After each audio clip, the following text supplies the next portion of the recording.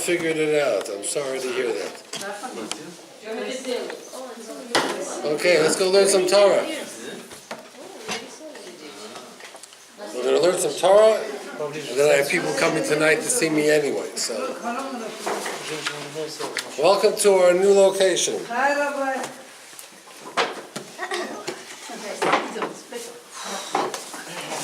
Good evening, ladies. Eila Toldos Noach. These are the generations of Noach. It doesn't tell us who the generations are, but it says these are the generations of Noach. Noach ish tzaddik. He was a tzaddik. Tamim hoya b'darosov. He was whole. He was complete in his generation. As Elokim is halek Noach. So there's a lot of things to say over here. When the Mabul came, when the flood came, how old was Noach?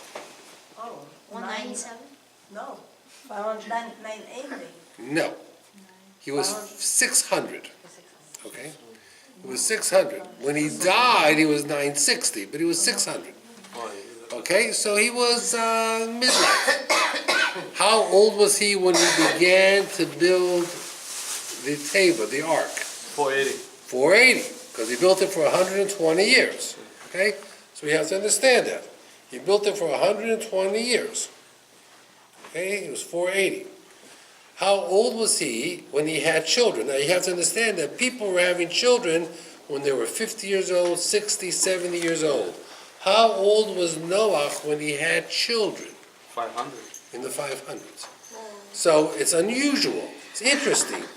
Here is Noach, the tzaddik, and he has no children. Yeah. All his friends are having children and grandchildren and great-grandchildren. They're all having children when they're 50, 60, 70, 80, 90, 100. He is up to 500 years old. He has no children. What you was doing? Why did he not have children? So it's interesting. They talk about this, that you think this is a curse. And he's angry. He says, Hashem, I'm the tzaddik, the only one here at tzaddik, and I'm not having any children. Is that fair? But Hashem said to Noach, listen, Noach, if you have children, and then they go ahead and have married and have children, they may get influenced by the world. So when the Mabul comes, what's going to happen with those children? They're gone too. They're going to be gone, and the grandchildren. How will Noach feel if he's in this boat and his own children or grandchildren or great-grandchildren are outside In the water. dying in the flood? Wow. So Hashem said he doesn't have children. So what Noach could have said is, this is a curse. Why should I be a tzaddik? Why should I do what Hashem wants? I can't have children. Was really a bracha. It's fascinating to understand, because chances are he would have been influenced, the children would have been influenced. Now, it's hard to understand Noach. Noach, his job was to bring people closer to Hashem, right? That's his job.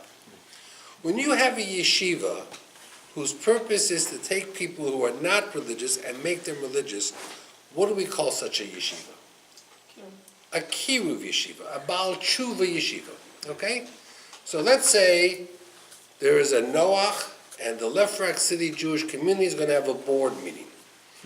And the head of the yeshiva, Rabbi Noach, comes and he says to the Ephraim City community, I need money to pay expenses for the yeshiva. I'm asking you to donate to raise $100,000. Okay. So the rabbi of the Ephraim City community asks Rabbi Noach, no problem. How many students do you have in the yeshiva? So Noach says, well, that's not such a difficult question. Zero. Zero.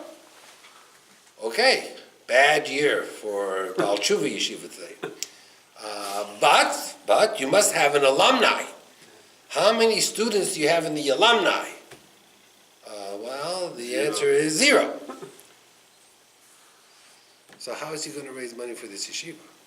How is it possible that a guy runs a yeshiva for 120 years and never gets one student? That's a pretty bad run yeshiva. right? You know, that's pretty bad track. On the flip side, Avraham Avinu also runs a Baal Tshuva yeshiva. His job is also to bring people closer to Hashem. Thousands and thousands of students, you know, he's got thousands. So Noach has 0, and Avraham has thousands. So what did Avraham know about running a yeshiva that Rabbi Noach didn't know? So they give a very interesting answer. It says by Noach, Es Elokim Hisalech Noach. Noach was a real tough guy. You know, he kept after them with Musar and telling them when Hashem's going to destroy the world, you better do teshuvah, Hashem's going to get even, Hashem's going to kill you, watch out, watch out, watch out. Avraham had a totally different approach. Avraham made a big announcement. We are going to have a shir on Torah on Tuesday night at 8 o'clock. And on the bottom he would say, sushi and all the drinks you can have. Because Avraham was Esho, right? Achila shtiya lina. He was big on the food.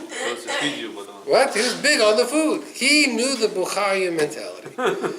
He put out there was a milchix table, there was a fleishix table, there was a sushi table, there was fish, there was taki, there was whatever you want.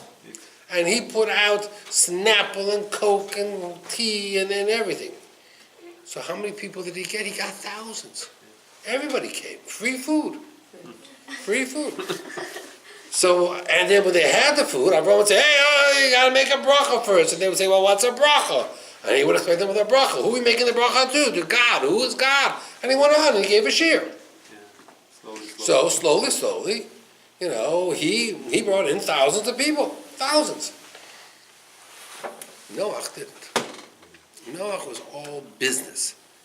And when you try to bring people closer to Hashem, it doesn't work when you're all business. So you have to give credit to Avraham Avinu. He was quite brilliant in how he approached it. Okay? But Noach did not. Now, there's an interesting medrash. The medrash says that when Noach came out of the ark, the first thing he said to Hashem was, why did you destroy your world? That's what he said. He said, God, why did you destroy your world? So Hashem said to Noach, and Noach, why didn't you pray? Why didn't you daven that I should not destroy the world? So Noach said, because I knew you would never change your mind. I knew that if I davened, it would make no difference. You were going to destroy the world no matter what. I knew that. So davening would make no difference. So Hashem said something very interesting. Hashem said to Noach, you're right. You're right. In this case, your davening, your tefillah would not have helped. But you know what I would have done? I would have taken all your tefillot and I would put them away for an emergency. And the next time that you need something, and maybe you're too busy to daven, your tefillot would be in storage. I would bring out your tefillot and I would answer you then. He said to Noach, you think when you daven, Hashem says, sorry, I can't give you what you want. The answer is no. You think all those tefillot just go to waste? They don't go to waste. I keep them. I store them away under your name. And the next time you need tefillah, I'll use that and add it. And maybe the next time the answer will be yes. So Hashem said to Noah, you think the situation was helpless. You couldn't have been more wrong. You couldn't have been more wrong. It was not helpless. It could have saved you the next time out. So it's very, very, very interesting. You know, it says at the end of the Parsha that when Noah came out of the Teva, he planted a vineyard.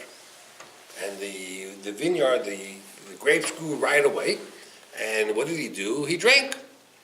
And he got drunk. Now you have to understand that if you take grapes, even if you could squash them into grape juice, it's not wine yet. It takes a while to become wine.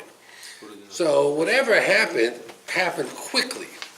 Okay, whatever happened very quickly.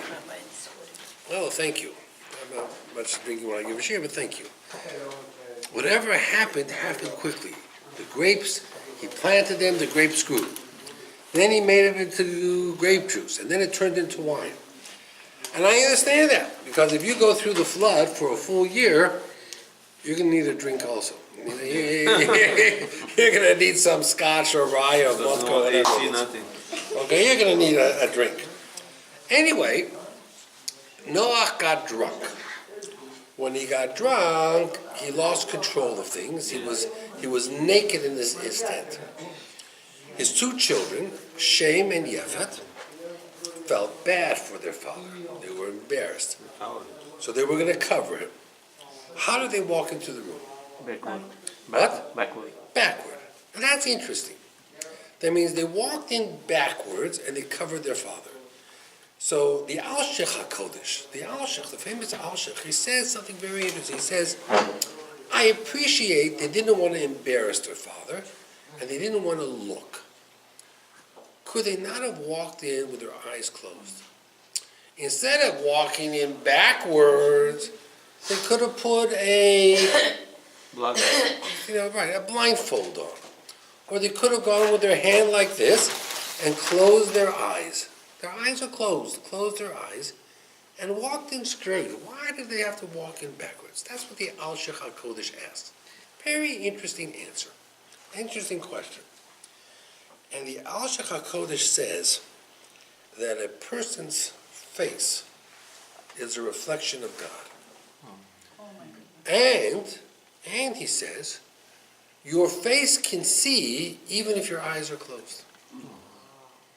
And he calls that a tselem Elokim, the image of God. He says a person has a certain image, and that image is a reflection of God. So if you're a tzaddik, that image is amazing. If you're not, it's not so amazing. They bring down the story of Rav Chaskel Levenstein. Very interesting. He was the mashgiach in the Mir Yeshiva in China, in Shanghai. And when the boys would go from the yeshiva back to their dormitory, there was a shortcut. But on that street, there was a ferocious dog. There was a dog that would bark, was chained, but, could always get loose. So the kids, the students, were afraid. So instead of taking the shortcut, they would always go all the way around because they were afraid of that dog. Rav Chaskel Levenstein, he would go the regular way. He would go straight. He didn't care. And one day, he was walking with a student, and they were talking, and the student said, Rabbi, I'm not going that way, because there's a dog there. So Chaskel says, yeah, it doesn't bother me. He says, what? He says, how could you go there? It's dangerous. He says, if you're afraid, hold on to my hand, and we'll go together. They held on to his hand. And the dog didn't even bark, because Rav Chaskel Levenstein had a tselem Elokim. They bring down a story, very famous story. Moshe Meir Weiss says the story. Famous story, well-known story. He says there was a lady who was very wealthy. Her husband had died. She was an almona. And she lived alone, and people were afraid. In those days, they didn't have alarms like we have today. To have a lady live alone was dangerous. People could break in, robbers. So what did she do? She got a Doberman pinscher. You know what a Doberman type of a dog that is? Yeah, big dog. It's big and it's vicious. Scary. It's scary. When a Doberman and a man fight, who wins? Doberman. The Doberman wins. Anyway, it's like a Rottweiler, a Doberman pinscher. And anyway, she has this dog, and this dog is ferocious. All of a sudden, she's sitting at her table, and this dog comes running into the house, like whelping, whip, whip, like crying, and is hiding under the table. So she says, this is the dog that's supposed to protect me. He's a vicious dog. And he's afraid. What is he afraid of? All of a sudden, there's a knock at the door. Who's at the door? Rebbe Chonon Wasserman. Rebbe Chonon Wasserman was the famous Rosh Hashiva from Baranovich. He didn't know her husband died. He was in Europe. He came to America to collect money. So he came to the house to collect money. He didn't know. The dog saw Rebbe Chonon Wasserman, and and he had a presence. When he would walk in, he had a presence. The dog ran for his life. Just think what the dog would have done if he saw Rabbi Elchanan, the Chofetz Chaim, or Rabbi Kiva Eger, or any of the Rosh Yeshivas. He says they knew, these dogs knew what it meant to have a presence. Okay, there's a very fascinating medrash. Listen to this medrash. Very fascinating. I used this when I spoke at a Sheva Brachos this week. Famous medrash. It says, Tomim Hoya B'Dorosov. The medrash says there were 5 people who saw a complete world, then lived through the world being destroyed, and then lived through the world being rebuilt. Okay? Which is interesting. Okay? Who's the first one the Medrash brings down? Noach. Noach lived in a world, there were thousands of people. He lived through a Mabul. The world was destroyed. And then he lived long enough to see the world rebuilt. Noach was one. Another member of the group, Eov. Right? Eov started off, we had a wonderful family, had a wife, children, beautiful life. Then came the conversation with the Satan, and all of a sudden, his children are gone, his wife leaves, he's destroyed, he's sick, he's diseased. And then after about a year, things come back. We could, in our modern day, compare what Eov went through to Holocaust survivors. They were in Europe, they saw a beautiful life. Then came Germany, and that life was destroyed.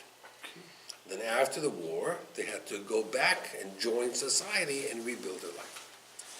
Another one on the list is Moshe. Moshe was born in the palace of Paro, had a great life. Then he's running for his life, he's in the desert for 40 some odd years. And then he comes back and he has a life again. So Moshe is on the list as someone who came and had a life and left. Another one on the list is Yosef. Yosef had a wonderful childhood till he turned 17. At 17, his whole world came crashing down. He spent 10, 12 years in jail. And then he came back again as a leader, viceroy of Egypt. The last one was Mordechai. Mordechai saw the Beit HaMikdash, saw the Beit HaMikdash destroyed, saw Haman wanting to kill him, and then he saw Haman hung on the tree that he wanted to kill him on, and he saw the second Beit HaMikdash being built. So 5 people saw the world, destruction, and the rebirth of the world. So there's a sefer, Ikvei Erev, Rabbi Yisachar Fran brings this down, and he says, how do people do it? How did Eov do it? How did Holocaust survivors do it? How did Noach do it? Maybe not as successful as we would like.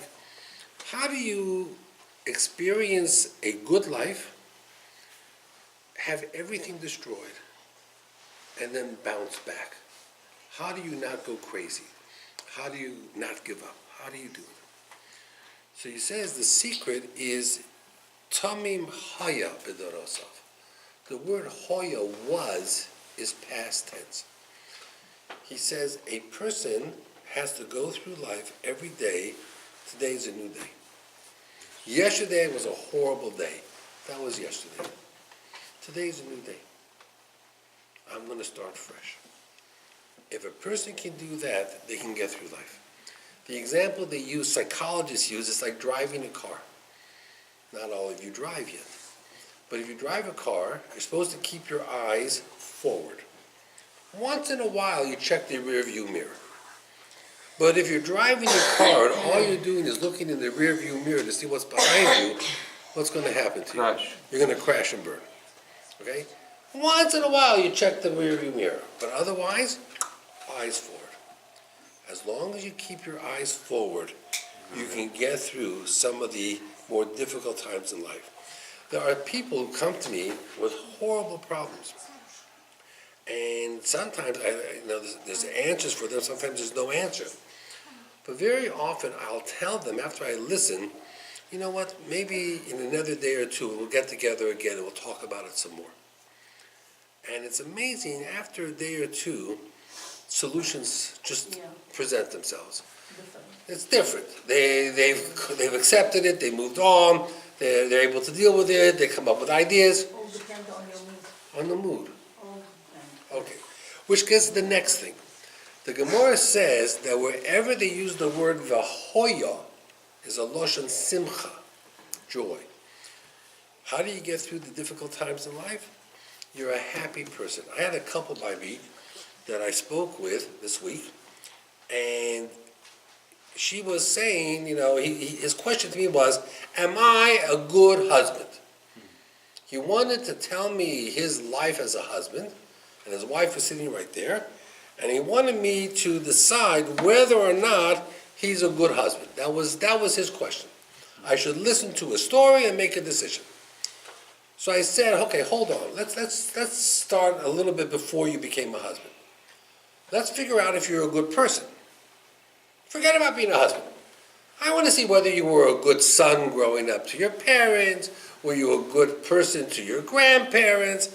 Let's see whether you were first a good person. Because if you're not a good person, there's no chance you're going to be a good husband.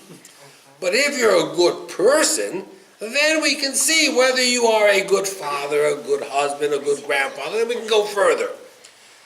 So, we went through all the things it takes to be a good person. I'm loving, I'm caring, I have a good job, I support my family. We went through all the things that it takes to be a good person.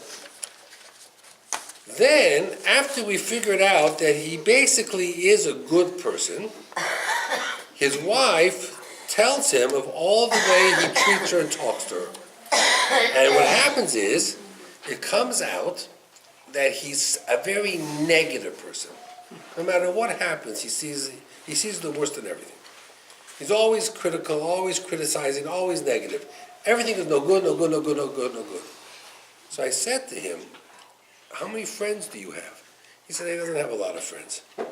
I said, do you know why you don't have friends? He says, I'm not sure. I said, because you're no fun. If everything is bad and everything is negative, who wants to hang around you? You know who has friends? The guy who smiles all the time, the guy who's happy. He has friends. You can't have friends if everything is bad, bad, bad, bad, bad. So we determined that he has a very negative view of the world. If you have a negative view of the world, it's very hard to be friends. It's interesting. In Parshas Noach, there's a big debate. Noach was a tzaddik. What happened if he would have lived in the days of Avraham? So one opinion is, Yesh Merabo Seinu, the rabbis say, if he's a tzaddik in the generation of the flood, in the days of Avraham, he'd be a super tzaddik. He'd be even better. The second opinion says, no. He was a tzaddik compared to the people of the flood. But in Avram's time, you wouldn't even notice him. He would have been just a regular person. So, the first opinion, Rashi uses the word Yesh Merabosenu, some of the rabbis. On the second opinion, Rashi just says, and there are others who say, doesn't call them rabbis. You know what the Satmar Rebbe says? If you can look at a situation and see the good, you're a rabbi, I can learn from you. But if you look at a situation and all you see is bad, bad, bad, bad, bad, you might be right, but you're not a Rebbe. I don't want to learn from you. You're not considered a rabbi. You're a negative person, I don't want to learn from you. So, that's what the Satmar Rebbe used to say. Okay, let's go see over here. Let's look at some of the Midrashim.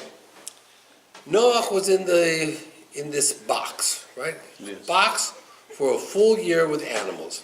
With people, animals. There were no windows. There was maybe one small window. What?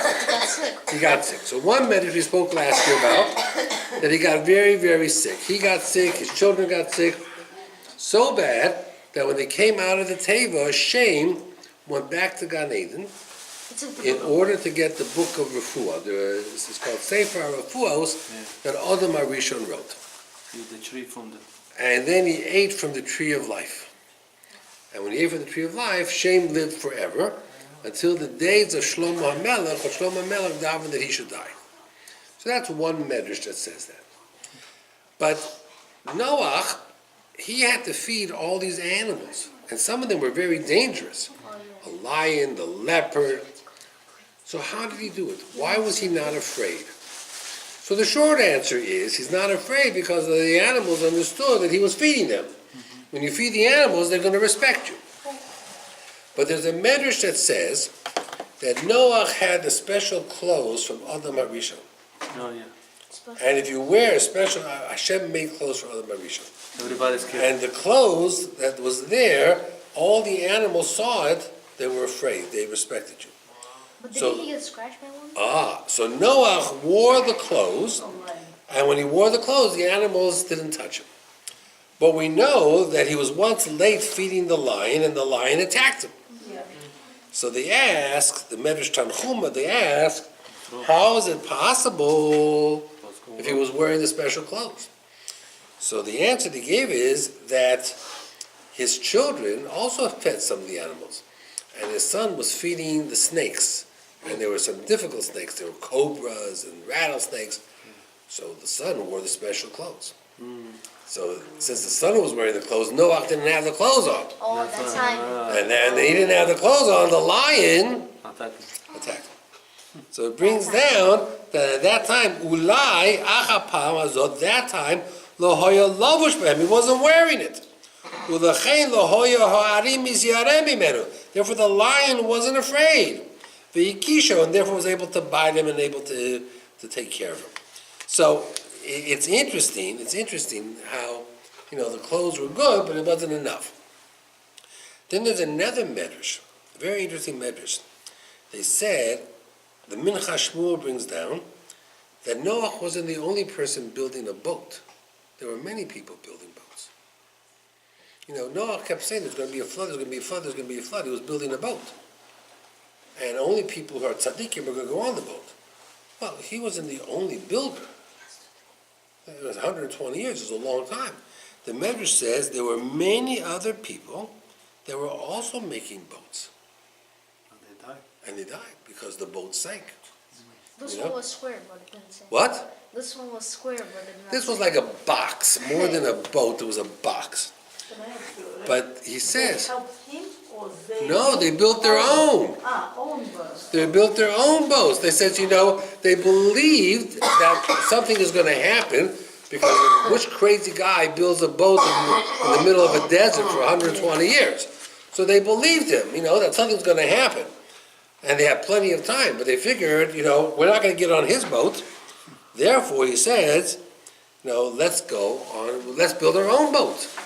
It's not so crazy. And he built his own boat. Then he said that when he was feeding all the animals, there was a particular bird that didn't take anything to eat, left Noach alone. It was called the Urshina or the Chol. We call it the phoenix. That's the mythical bird. Varonet. And it says that Noach asked him, are you not hungry? And he says, of course I'm hungry, but I know you're very busy, so I don't want to bother you. So Noach gave him a brocha that he should live forever. Thank you. He should live forever. And they say the phoenix lives forever. And every 100 years or something, it flies into the fire or bursts into flames, Burst into flame? and then it just burns up, and then a new bird comes out. And it lives for another 100 years. So there's a whole medrash over here about this bird, which we call the phoenix. Okay?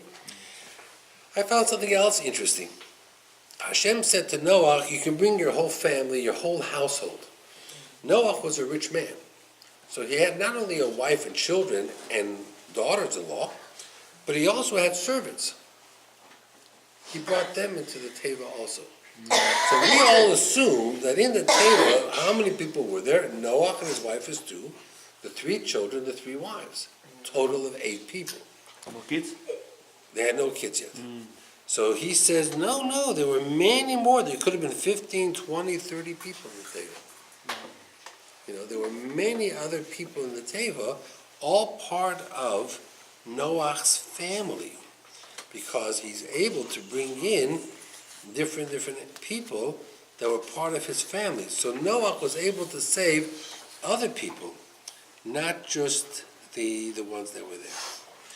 They talk about the fact that while they were in the Teva, they were not allowed to have relations. 3 people did. The dog did, the Orev, the raven did, and Cham did.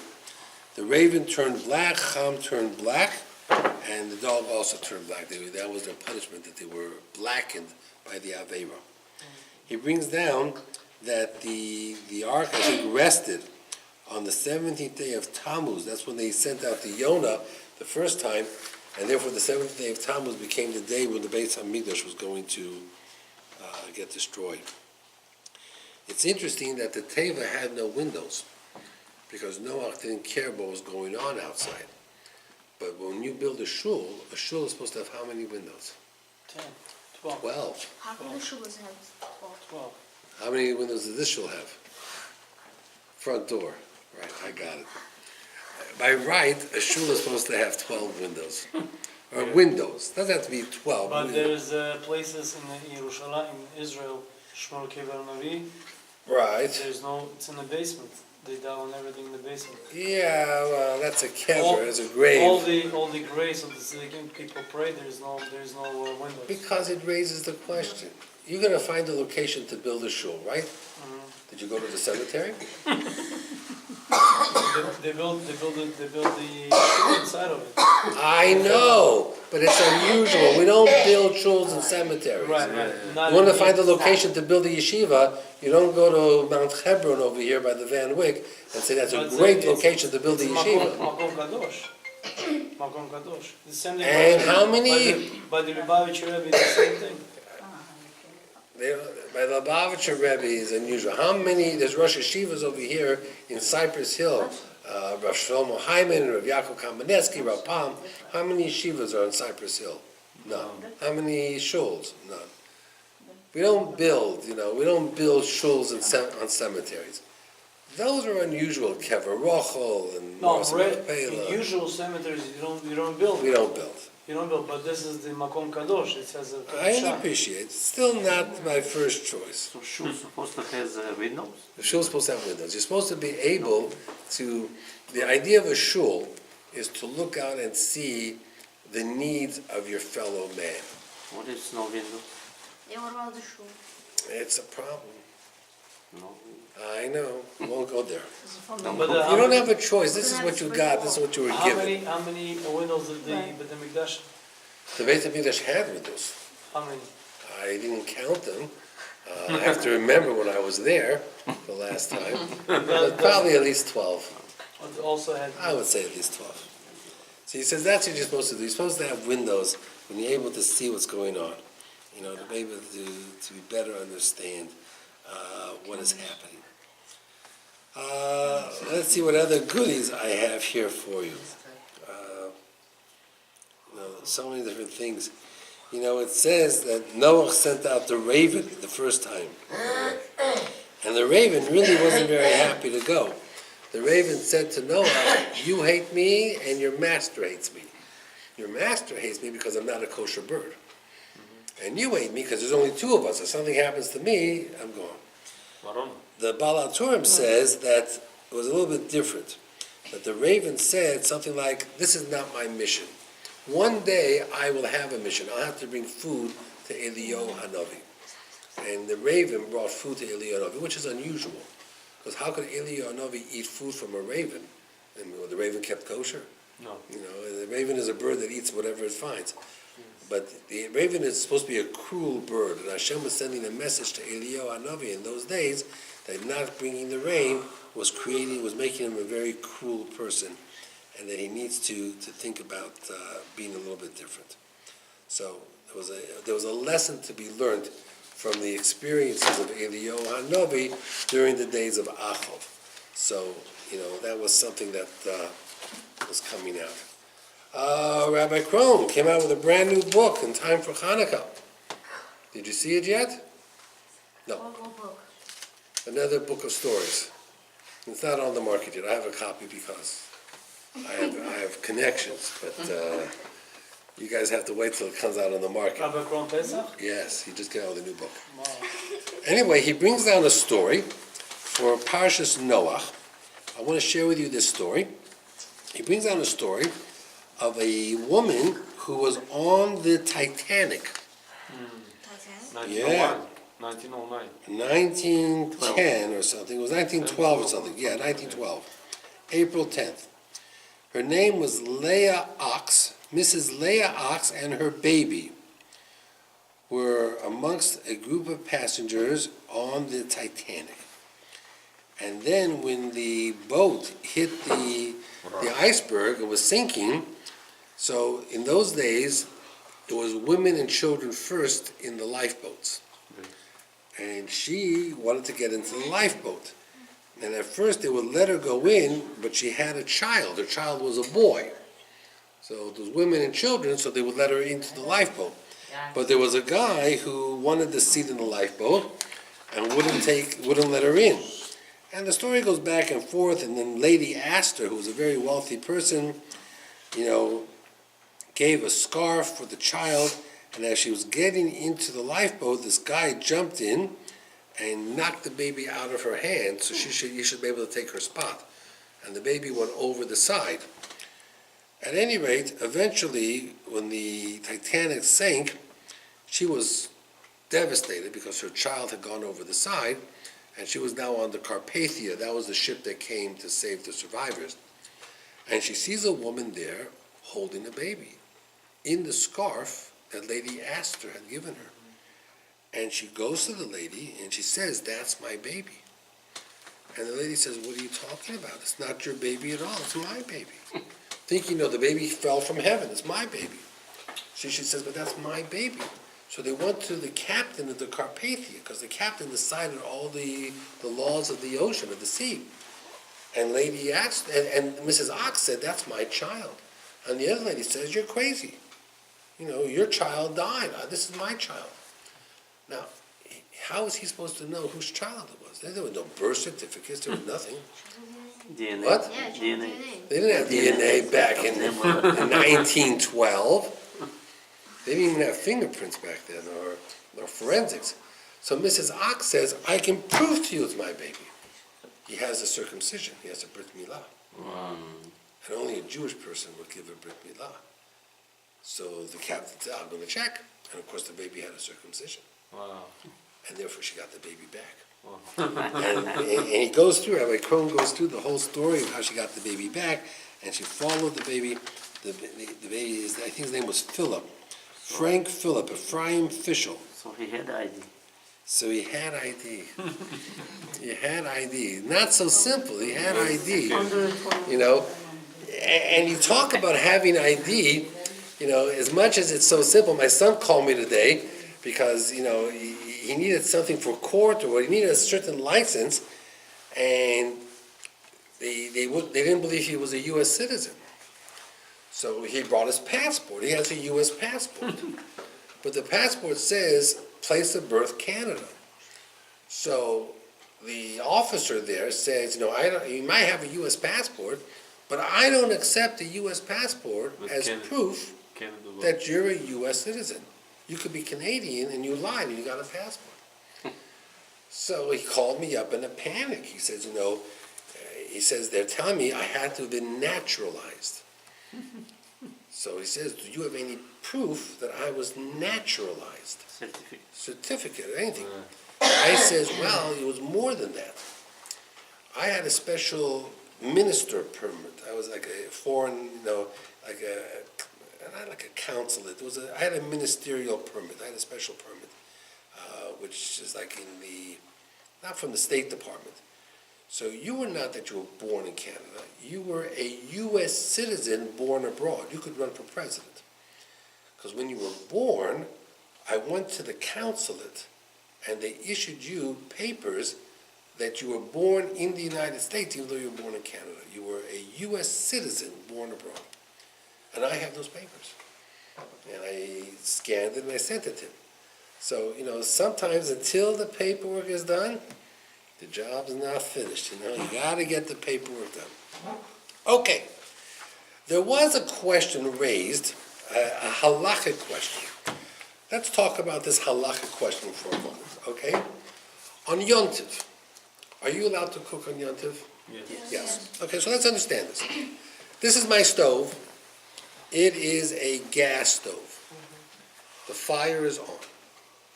I have a pot of soup on the fire. Can I raise the flame under the soup that's cooking? Yes. I'm allowed to raise it. And as it's bubbling and cooking over, Make it lower. I can't turn it off, Make it lower. but I can make it lower. Okay? So when I'm cooking on Yom Tov, not on Shabbos, on Yom Tov, I can raise the flame, I can lower the flame. Everybody agreed? Got it.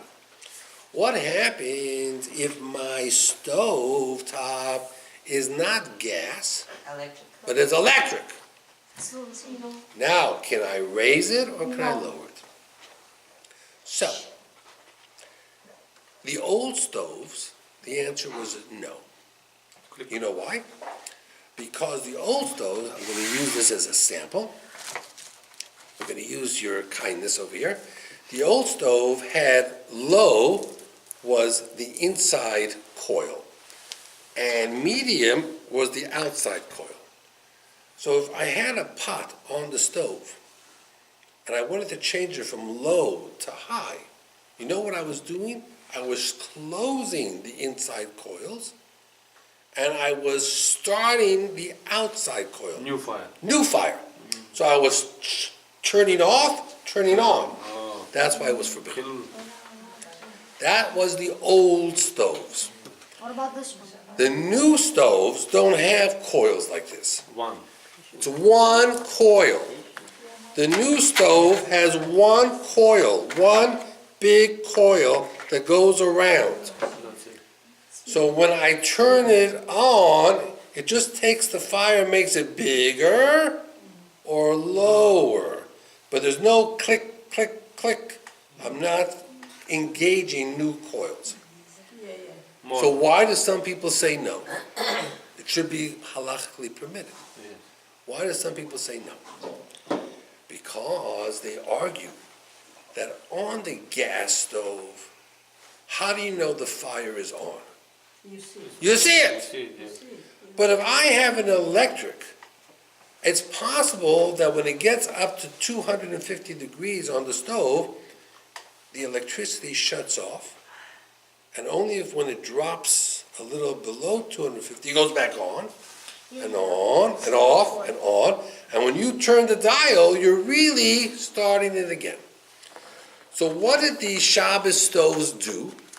They had a light, that when the electricity is off, the light goes out. So when you see the red light on, you know the electricity is Running. running. Now you can lift it, now you can lower it, now you can play with it. But when the light goes out, don't touch it. There are some people who accept that. There are some people who don't.